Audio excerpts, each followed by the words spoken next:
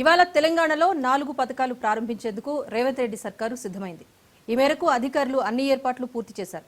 రైతు భరోసా, ఇందిరమ్మ ఆత్మీయ భరోసా, ఇందిరమ్మ ఇళ్లు, రేషన్ కార్డుల పంపిణీ పథకాలపై సమీక్ష నిర్వహించిన ముఖ్యమంత్రి రేవంత్ సంక్షేమ పథకాల అమలుపై మంత్రులు, అధికారులకు దిశానిర్దేశం చేశారు.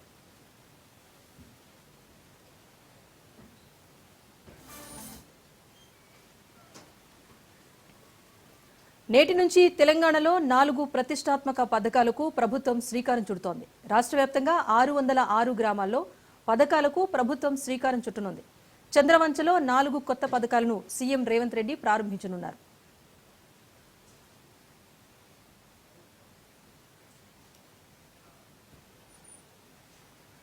రైతు భరోసా, ఆత్మీయ భరోసా, ఇందిరమ్మ ఇళ్లు, రేషన్ కార్డులు లాంఛనంగా ప్రారంభించనున్నట్టు డిప్యూటీ సీఎం భట్టి విక్రమార్క ప్రకటించారు.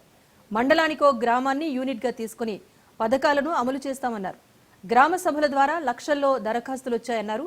నేటి నుంచి మార్చి వరకు లబ్ధిదారుల గుర్తింపు ప్రక్రియ జరగనుందని తెలిపారు.